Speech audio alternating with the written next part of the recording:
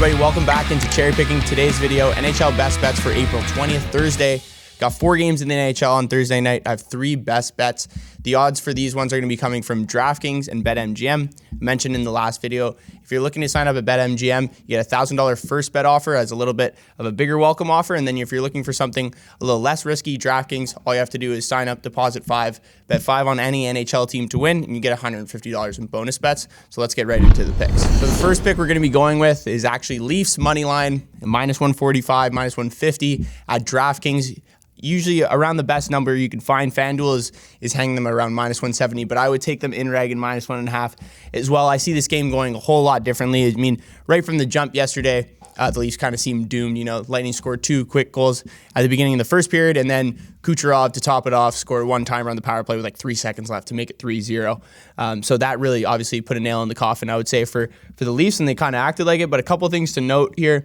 I'd be shocked if Samsonov plays as poorly as he did in that first game. He was one of the best goalies at home this season. I don't see that happening again. And then you also have the fact that Victor Hedman, Chernak, and Michael Esmond all got hurt in that first game and probably won't be playing the second game. Obviously, Victor Hedman standing alone there being the biggest miss for the Lightning if he's not playing. Easily one of the best defensemen in the NHL, controls that back end, and I've been saying this since the Leafs have really gotten into this series and what their price was when it started. Not having McDonough and Bogosian hurts already, and now if you lose Hedman and then Chernak, 2 guys that have that Stanley Cup pedigree, that'll really hurt this back end in terms of its depth, and then also the veteran presence too. The Lightning also just scored on a ridiculous rate and wasn't really, I would say, totally dependent on them. You know, the Leafs took some bad penalties in the first period, and also the Bunting 5-minute major obviously put a win in their sails there. So their expected goals was only 1.62 in 5-on-5 situation. They scored 7 goals. I don't see that happening again. I think Keefe might shake up the lineup, you know, bring Matthew Nyes in. I wouldn't mind them taking Justin Hall out because he was just terrible. He was on for pretty much every single goal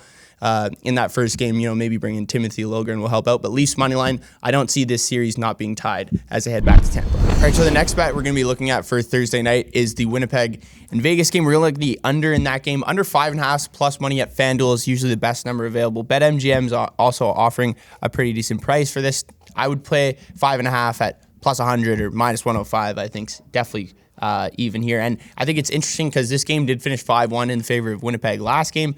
But I think looking at the under here and where it's set is kind of an indication that this game probably will end up going under. You know, you have the Rick Bowness effect in Winnipeg. Firstly, he plays a much different style than what Winnipeg was usually used to playing in years past with Paul Maurice at head coach. It's much slower, you know, a lot more emphasis on defensive structure and bringing the puck up through your defensemen, which they have some really great skating defensemen back there with Josh Morrissey and Neil Pionk to name a few. But Vegas had an expected goals of just 2. So obviously what Rick Bowness is doing is working. In 5-on-5 situation, it was 1.2, which was the lowest of any of the 8 teams that played in any of these Game 1 playoff series. They had 17 shots on goal, and Winnipeg allowed just 5 high-danger shot attempts. So you have Connor Hellebuck back there as well, who just wasn't tested in that first round or that first game, and I think he might get a little bit more tested, obviously, in this one. Vegas is probably going to switch up the strategy, I would think.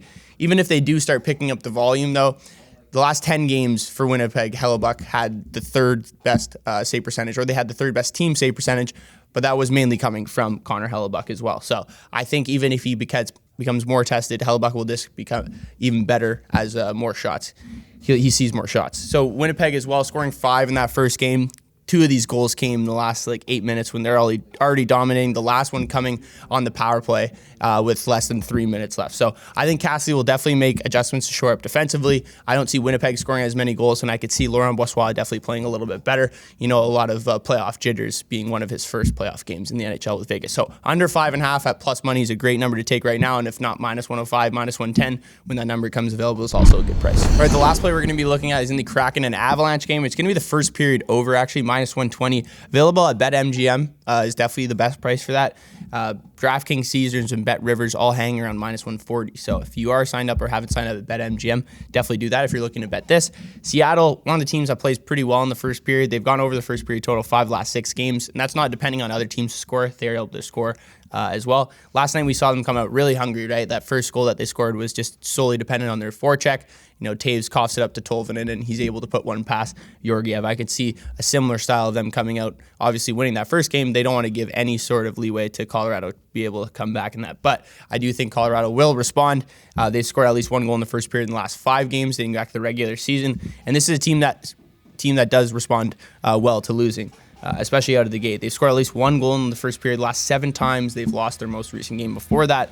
Being at home for game 2 as well, this team's going to come out firing. And it's not like they weren't testing Grubauer. I think he just played pretty well.